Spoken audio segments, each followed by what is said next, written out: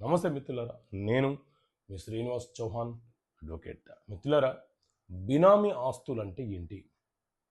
బినామీ ఆస్తులంటే కొంతమంది అక్రమంగా సంపాదించే సంపదన తమ పేర్ల మీద రిజిస్ట్రేషన్ చేసుకోకుండా తమ బంధువుల పేర్ల మీద, తమ ఇంట్లో పనిచేసే వారి పేర్ల మీద, ఇతరుల పేర్ల మీద రిజిస్ట్రేషన్ చేసి ఆయా డాక్యుమెంట్లను తమ వద్ద ఉంచుకొని ఆ ఆస్తులను కాపాడుకునే ప్రయత్నం చేస్తుంటారు.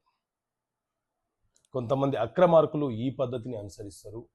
మరికొంతమంది ధనవంతులు ప్రభుత్వానికి పన్ను చెల్లించకుండా పన్ను ఎగవేత కోసము ఈ బినామీ లావాదేవీలను సృష్టిస్తారు. అయితే ఎవరి పేరు మీద అయితే బినామీ ఆస్తులను నమోదు చేశారో, రిజిస్టర్ చేశారో, ఆ చేసుకున్న వ్యక్తి కూడా నేరస్తుడే అవుతాడు.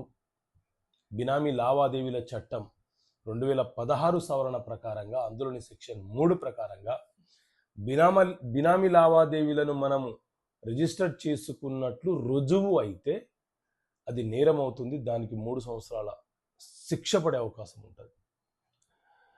సో ఈ బినామీ లావాదేవీలు, ఉదాహరణకు నేను ఒక వ్యక్తి పేరు మీద అక్రమంగా సంపాదించిన ఆస్తిని రిజిస్ట్రేషన్ చేశాను అనుకోండి. అతను తిరిగి నాకు ఇవ్వటం లేదని, ఆ బినామీ ఆస్తి నాకు స్వాధీనం చేయటం లేదని అతని మీద చట్టబద్ధంగా కేసు వేయడానికి నాకు అవకాశమే లేదు. ఎందుకంటే ఆ ఆస్తియే అక్రమంగా సంపాదించిన ఆస్తిగా పరిగణలోకి తీసుకోబడుతుంది. కాబట్టి బినామీ లావాదేవీలు అనేది చట్ట ప్రకారంగా నేరం అవుతుంది.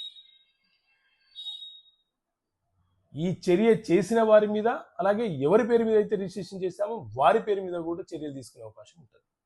కాబట్టి బినామీ ట్రాన్సాక్షన్లు చేసేటప్పుడు తస్మత్ జాగ్రత్త.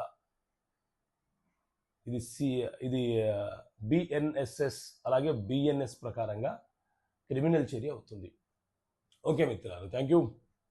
జై హింద్.